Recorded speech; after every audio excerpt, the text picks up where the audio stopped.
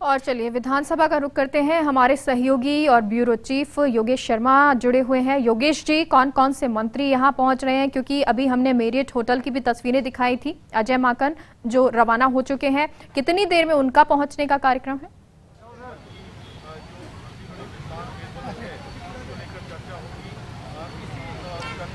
देखिए, अजय माकन थोड़ी देर में पहुंचने वाले हैं विधानसभा।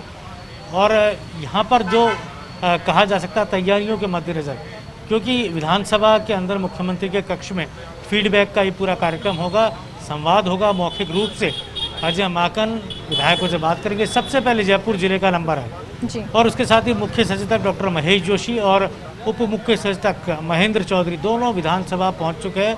महेश जोशी ने तमाम तैयारियों का जायज़ा लिया है और व्यवस्थाओं को जांचा है। और जो जयपुर से आने वाले विधायक हैं उनका पहुंचने का सिलसिला जारी है। प्रताप सिंह खाचरियावास पहुंच चुके हैं, शाहपुरा से निर्दलीय विधायक है आलोक बेनीवाल वो पहुंच चुके हैं, दूदू से निर्दलीय विधायक हैं बाबूलाल नागर वो पहुंच चुके हैं, और इसके साथ ही अन्य जो विधायक हैं उनका भी पहुंचने का सिलसिला इस वक्त जारी। अमीन काग जी हैं किशनपोल से विधायक, वो पहुँच चुके हैं।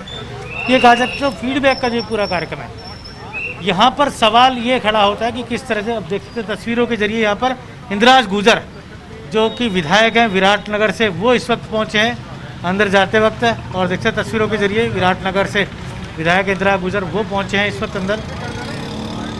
और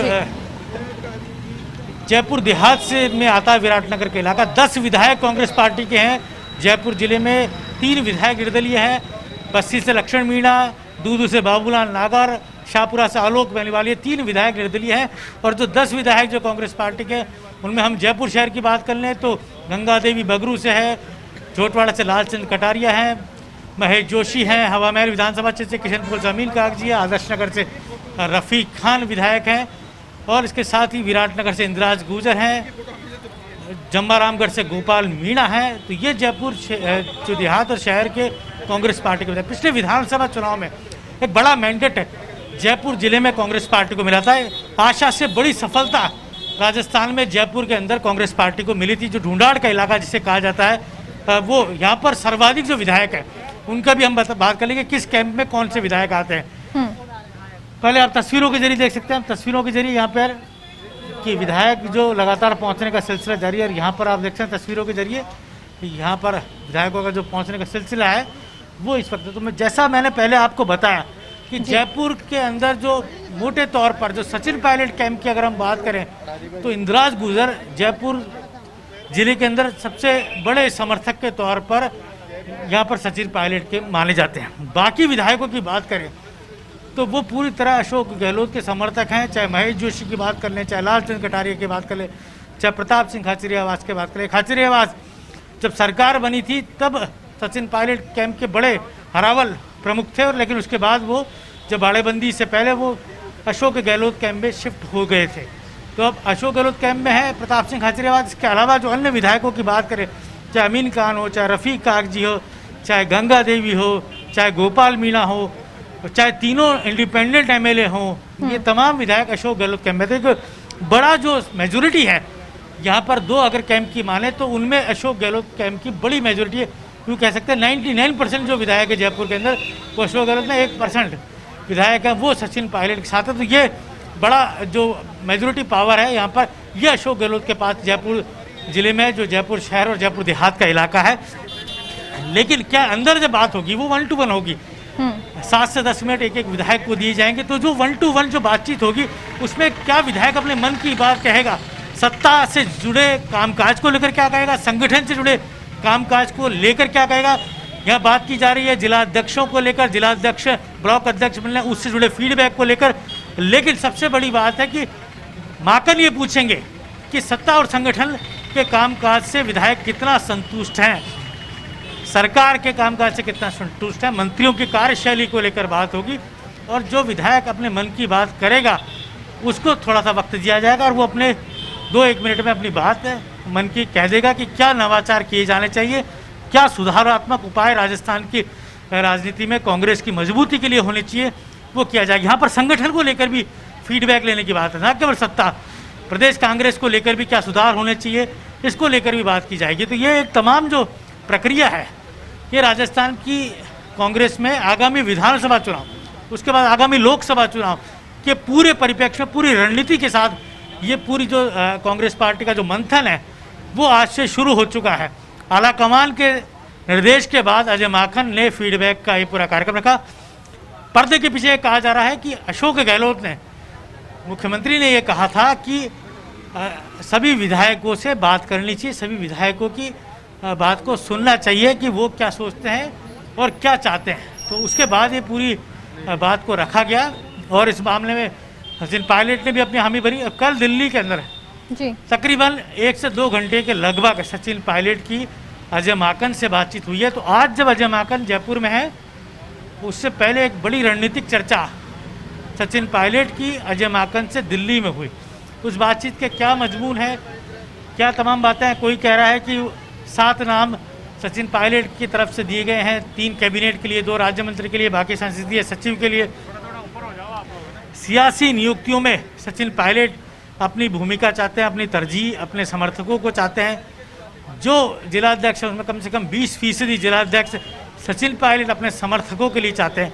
तो ये एक ऐसी दलील है जिसको लेकर कितना गहलोत कैंप उसको मानेगा या नहीं मानेगा, और अखिल भारतीय कांग्रेस कमेटी उस पर किस तरह से विचार करेगी, क्या कुछ समन्वय की दृष्टि से पॉलिटिक्स ऑफ बैलेंस को लेकर क्या कहेगी, पॉलिटिक्स क्या रहेगी, क्या रणनीति होगी। और अगर अभी देखें जिस तरह से विधायकों से बातचीत होगी, तो अगर आप इसे आगे तक देख सकते हैं जब तक कि चुनाव होने हैं वहां तक की रणनीति, क्योंकि आप सब विधायकों से मिलेंगे तो बातचीत के दौरान ये भी पता चलेगा कौन से जो क्षेत्र हैं वो कमजोर हैं, कौन से कमजोर क्षेत्रों को सही करना है, मजबूत करना है। लेकिन आपसे जानना चाहेंगे योगेश जी कि फिलहाल जो 1-to-1 होगा उसमें अजय माकन होंगे, विधायक होंगे, क्या इसके अलावा मुख्यमंत्री का भी कोई कार्यक्रम या कोई और भी इस दौरान मौजूद होगा?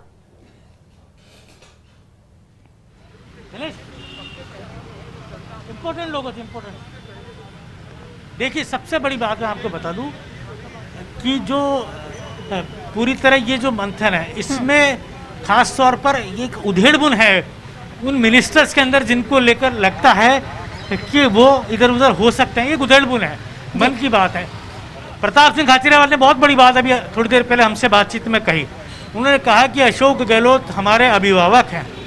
उनके अभिभावक जो विधायक बाड़ेबंदी के दौरान होटल फेयरमाउंट जयपुर में, होटल सूर्यागढ़ जैसलमेर में रुके थे, अशोक गहलोत ने तब ये कहा था इन विधायकों से कि I am your guardian.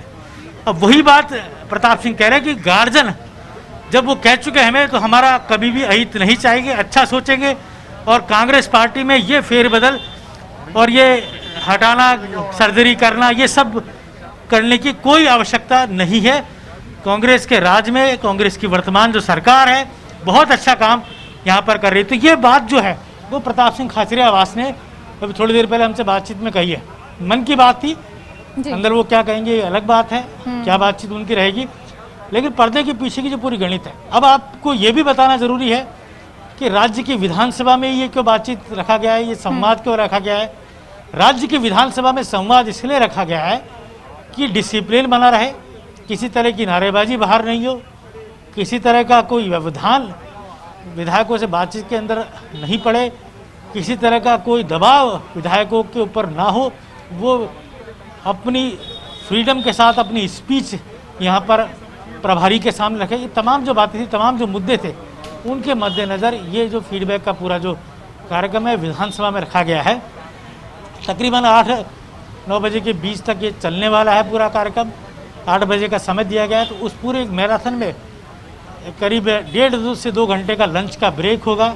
Ajay Maken दोपहर में लंच करेंगे तो उसको ब्रेक का आयोजन किया जाएगा। जो विधायक यहाँ होंगे वो भी यहाँ पर सहभोज में आमंत्रित होंगे। और कल भी इसी तरह का फीडबैक कार्यक्रम चलेगा। उसके बाद कल रात को मुख्यमंत्री अशोक गहलोत की तरफ से डिनर का आयोजन होगा, जिसमें तमाम विधायक, सचिन पायलट समेत तमाम विधायक जो हैं वो मौजूदगी रहेगी। तो मंत्रिमंडल फेरबदल और विस्तार से पहले ये जो रायशुमारी है ये इसलिए अहम है क्योंकि जिस मंत्री को हटाया जाना है या जिस मंत्री को ड्रॉप किया जाना है उसको लेकर विधायक से राय ली जा सकती है। विधायकों की जो दलील होगी कि ये मंत्री अच्छा काम नहीं कर रहा, ये मंत्री अच्छा काम कर रहा है, तो वो भी एक पैरामीटर जो है को बनाया ठीक है। जाएगा। और योगेश जी, उस क्योंकि पैरामीटर का अब आधार पर ऐसा जब भी हो सकता है कि कोई विधायक ऐसे भी हों जो नाराज चल रहे हों या इस तरह से कि काम उनके नहीं हो रहे हो, क्योंकि जिस तरह से अभी तबादले हुए देर रात, उससे ये कयास लगाए गए कि कोशिश ये कि जो विधायक हैं उन लोगों को खुश किया जाए, उनको ये कहा जाए, उनको ये संदेश जाए कि सरकार जो है उनके साथ है।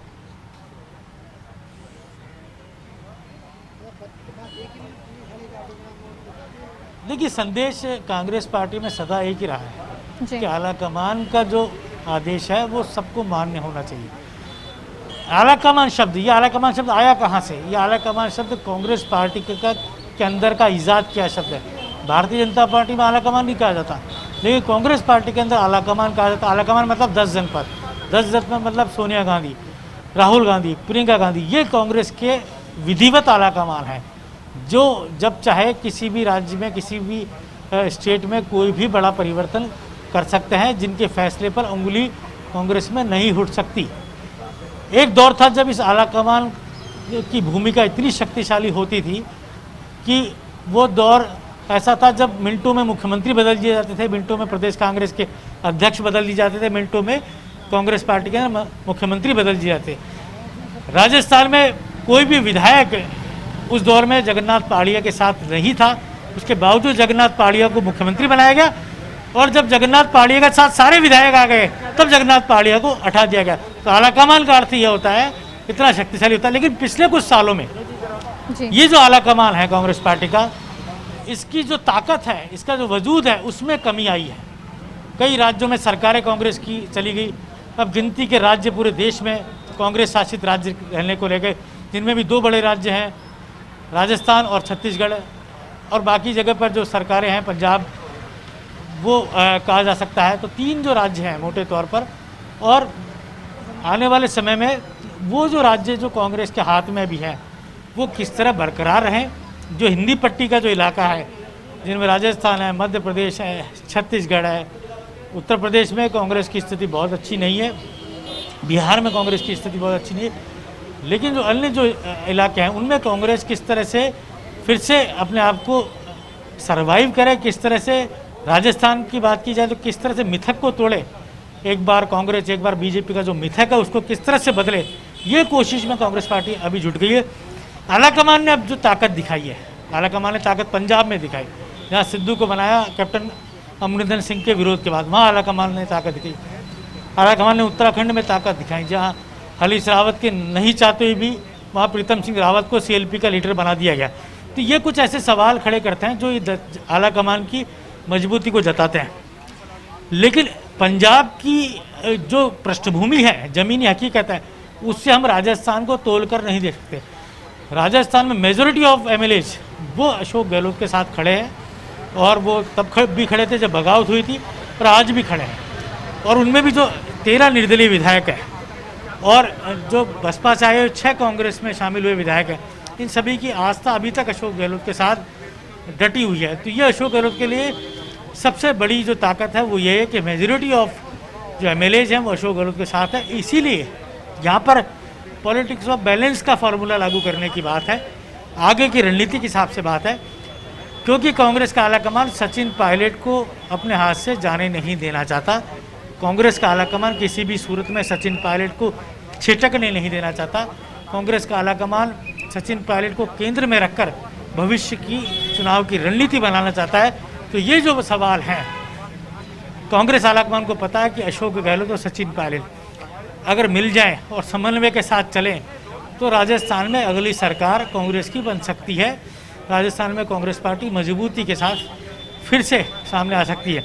लेकिन उससे पहले जो मैनेजमेंट है, जो शर्तें हैं, जो समझौते हैं, उन पर अमल होना बाकी। जो समन्वय, सुलह, ये तमाम बातें हैं जिसको लेकर पेचीदगी की कोशिश मान ली जाए कि ये एक मैनेजमेंट होने की कोशिश की जा रही है, मैनेज करने की कोशिश की जा रही है।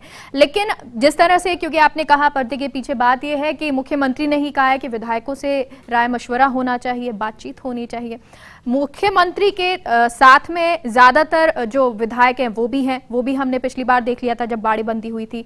तो इसका मकसद क्या देखें, क्या ये रणनीति आगे चुनाव के लिए, और इस विधायक से 1 to 1 जो 1 to 1 अब हो रहा है उसका मंत्रिमंडल पर कितना असर?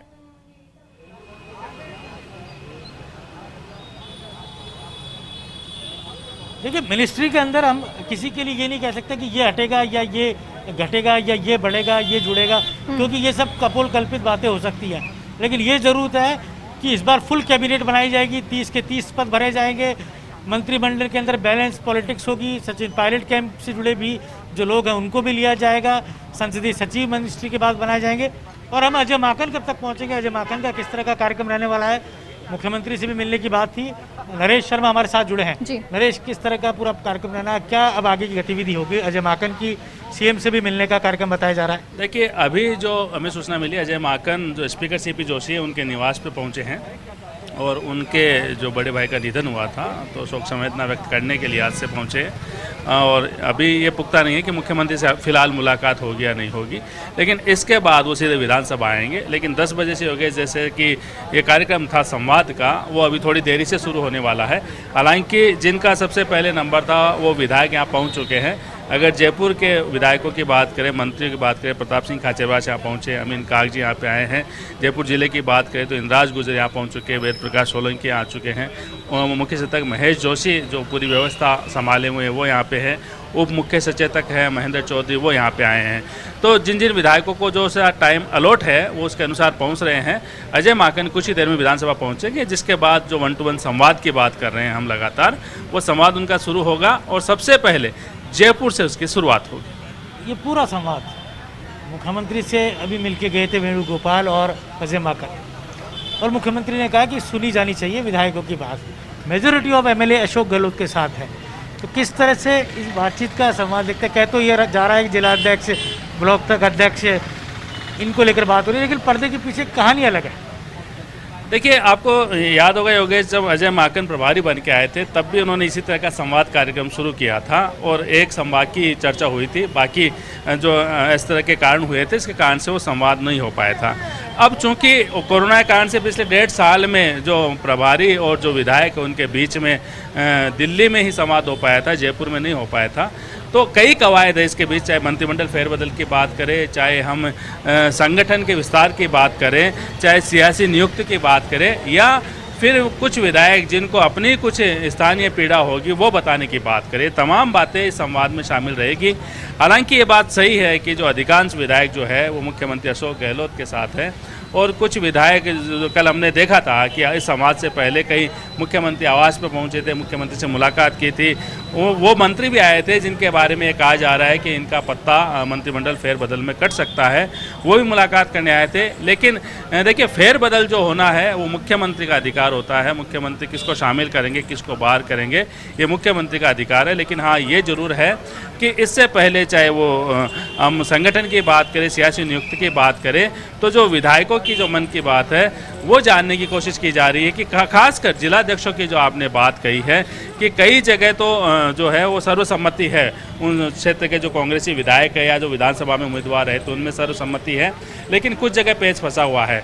तो एक जाजम पे बैठा के तुरंत उसके बारे में भी फैसला कर लेना चाहते हैं अभी, क्योंकि जितना देर होगा संगठन, चूँकि अभी देखेंगे सीमित संख्या में जो नेता है उन तक ही संगठन सीमित है, तो संगठन का विस्तार जिले स्तर तक भी होना है, ब्लॉक में भी होना है, तो उसकी भी कवायद है। हालांकि इस संवाद को योगेश सीधा सीधा मंत्रिमंडल फेरबदल से जोड़ के देखा जा रहा है, जिसमें इस बात की भी माना यह जा रहा है कि फीडबैक लिया जाएगा कि मंत्रियों का जो अब तक का कामकाज है वो कैसा रहा है। क्योंकि देखिए, दो बड़ी चीजें, एक तरफ यहाँ पे अजय माकन है वो संवाद करेंगे और दूसरी तरफ आज होगा और बातचीत ये कि कैसा काम चल रहा है, क्या कुछ उन्होंने क्षेत्र में किया है।